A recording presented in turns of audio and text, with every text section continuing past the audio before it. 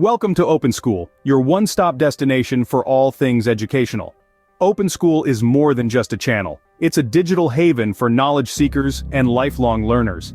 We're dedicated to providing a broad spectrum of educational content that spans various subjects, making learning not only accessible but also enjoyable, no matter where you're coming from, be it age or educational background.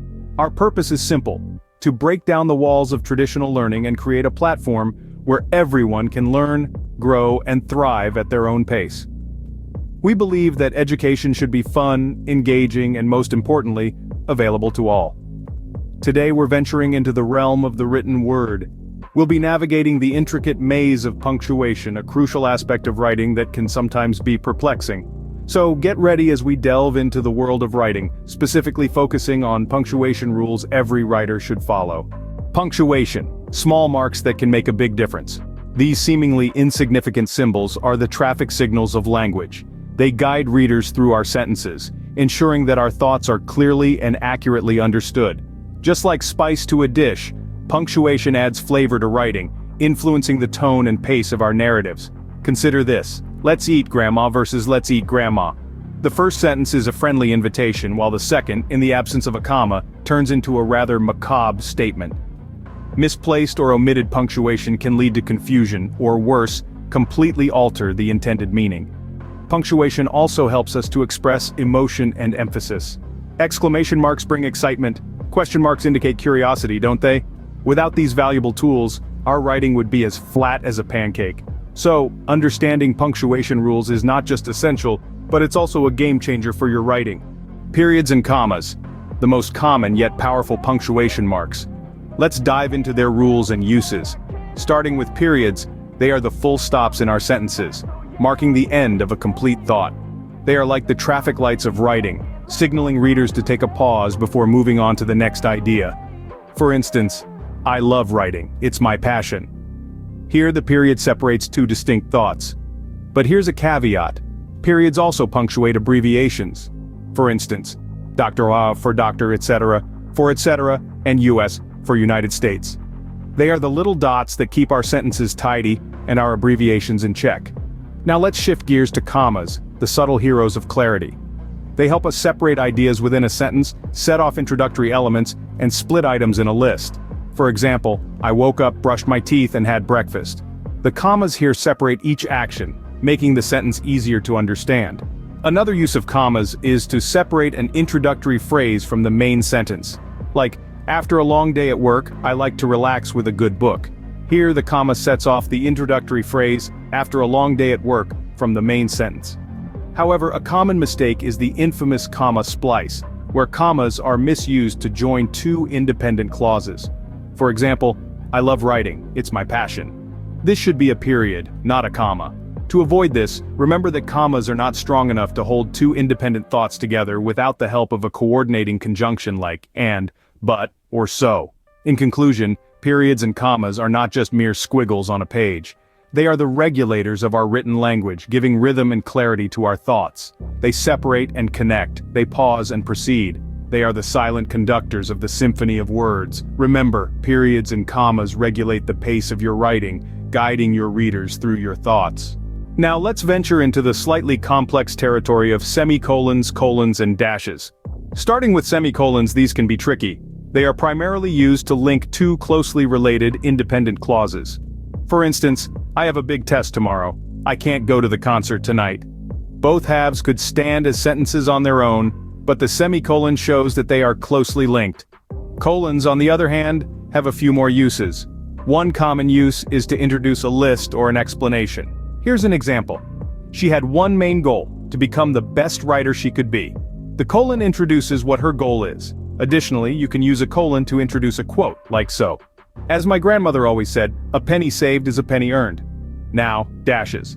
There are two types: the N dash and the M dash. The N dash is shorter and is often used to indicate a range like January-December. The M dash, the longer of the two, is used to create a strong break in a sentence. It can be used in pairs, like parentheses or alone, to set apart a word or phrase. Here's an example. "She was an experienced traveler, having visited over 20 countries, and knew how to pack efficiently." Common errors with these punctuation marks often involve their misuse. Using a semicolon in place of a colon or vice versa can lead to confusion. Remember, semicolons connect related clauses, while colons introduce explanations or lists. As for dashes, ensure you're using the appropriate length, the N dash for ranges, and the M dash for breaks in a sentence. While these punctuation marks might seem tricky, they can add depth and sophistication to your writing when used correctly.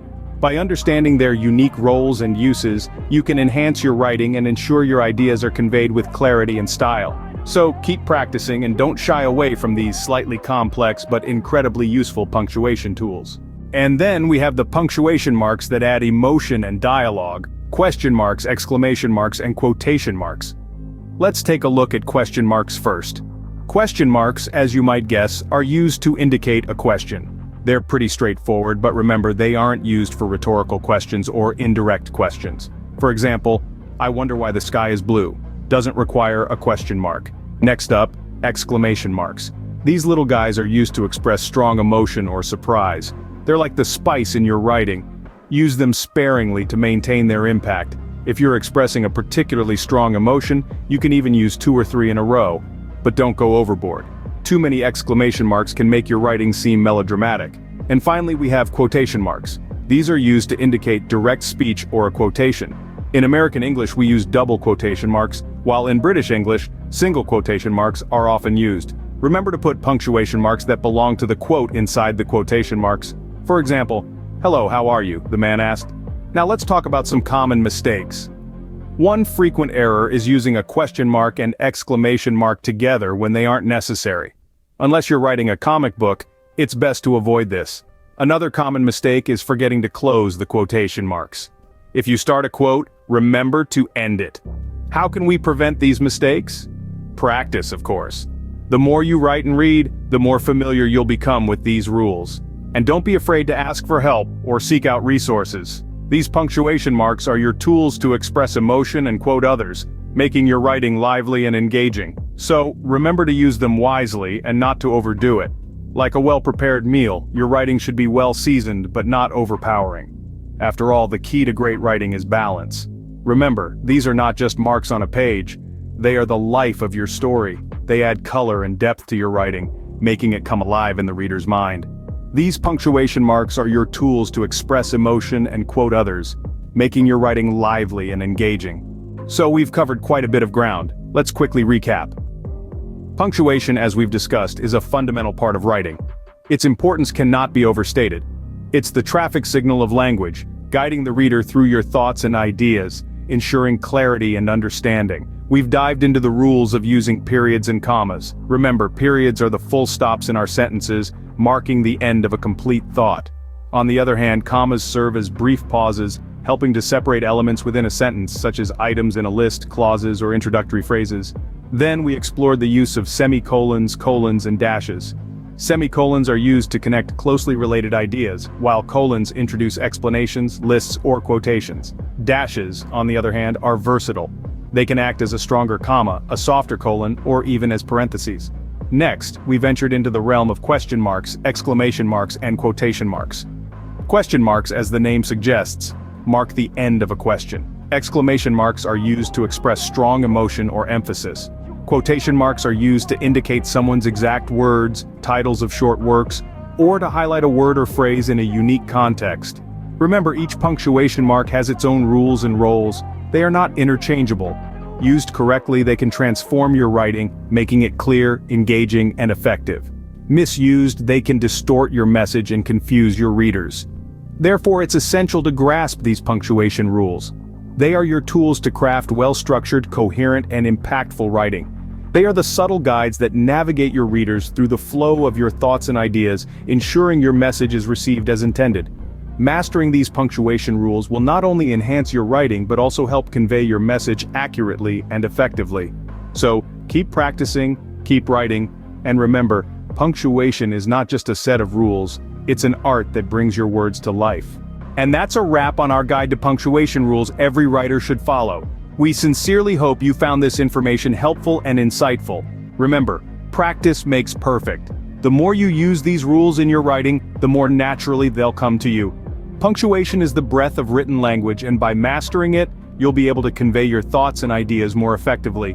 We're all on this learning journey together, and it's a path that never truly ends. So, don't be afraid to revisit these rules and refine your skills. After all, even the best writers are always learning and evolving. Now it's your turn to take this knowledge and apply it. Let your words flow, punctuated with precision. We can't wait to see what you create. Don't forget to like, comment, share, and subscribe to Open School for more educational content. Keep learning, keep growing.